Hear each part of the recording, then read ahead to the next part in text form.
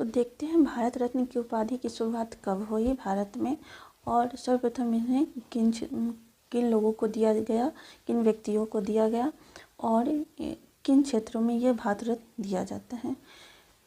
तो 1954 ईस्वी से भारत रत्न पुरस्कार की शुरुआत किया गया भारत में। कला, साहित्य, विज्ञान और सार्वजनिक सेवाओं और संस्कृति क्षेत्र में ये दिया जाने लगा। इसके बाद प्रथम प्राप्तकर्ता जो है वो सी राजगोपालाचारी, राधाकृष्णन, सीवी रमन को 1954 में दिया गया। 2011 से मानव प्रयास के किसी भी क्षेत्र में अगर कोई भी व्यक्ति अच्छे तरीके से कार्य करता है तो उन्हें भारत रत्न की उपाधि दी जाती है। और भारत रत्न हेतु सिफारिश प्रधानमंत्री करते हैं, प्रधानमंत्री राष्ट्रपति से करते हैं, और 26 जनवरी गणतंत्र दिवस पे राष्ट्रपति द्वारा प्रदान किया जाता है भारत रत्न। आई होप यहाँ तक आप लोग को समझ में आ गया होगा। धन्यवाद।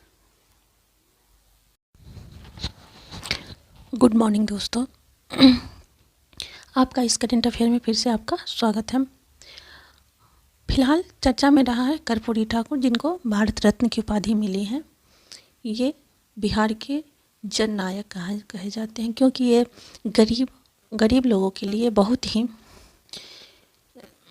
बहुत सारे सामाजिक काम किए हैं, इसलिए इन्हें बिहार का जननायक कहा जाता है। तो हम देख लेते हैं कौन कौन से कार्य किए हैं ये, और इन्हें भारत रत्न की उपाधि मिली है 2024 में। इनके मृत्यु डेट पे 17 फरवरी 1988 को इनकी मृत्यु हो गई थी, तो इनको भारत रत्न की उपाधि दिया गया है। तो खासकर ये चर्चा में रहा है और एग्जाम व्यू से भी इम्पोर्टेंट होने वाला है।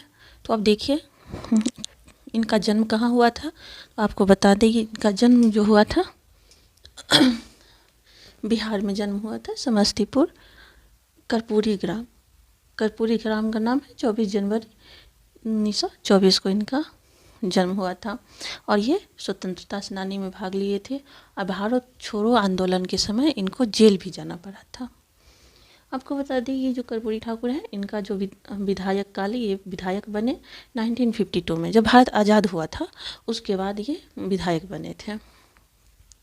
फिर इन्होंने मुख्यमंत्री के पद पर 2 बार मुख्यमंत्री बने, परंतु थोड़े ही दिन में ये मुख्यमंत्री से इन्होंने त्यागपत्र दे दिया और ये हार गए। तो 1970 में से 1971 थोड़े ही दिन के लिए ये मुख्यमंत्री बने, और आरक्षण के कारण इनको फिर से मुख्यमंत्री से हटा दिया गया, क्योंकि ये गरीब लोगों के लिए और महिला लोगों के आरक्षण को लेकर के बात किए थे और आरक्षण दिलवाए भी थे।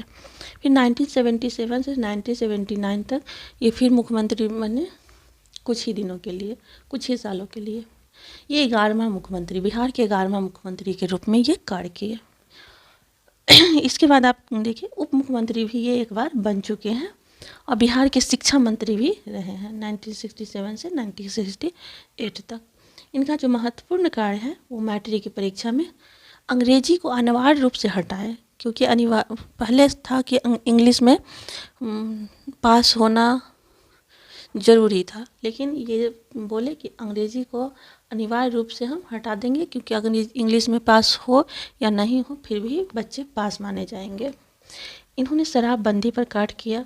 फिर आधारित आरक्षण प्रणाली जो जिसमें EBC को और महिला के लिए 26% आरक्षण का प्रावधान कराए।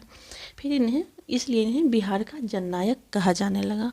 इनकी मृत्यु 17 फरवरी 1988 में हुई, जो इनकी मृत्यु पर प्रधानमंत्री ने इन्हें भारत रत्न देने की बात की है। इनका राजनीतिक दल जो है वो सोशलिस्ट पार्टी है। आपको बता दें इनका डाक टिकट पर भी इनका पिक डाला गया है। तो ये भी एग्ज़ाम ऑब्वियस से इम्पोर्टेंट है, कि इतना सारे एग्ज़ाम ऑब्वियस से इम्पोर्टेंट है। आप लोग स्क्रीनशॉट ले सकते हैं। अगर अच्छा लगा हो तो लाइक, शेयर एंड सब्सक्राइब कर दीजिएगा, और चैनल को शेयर कर दीजिएगा। Thank you.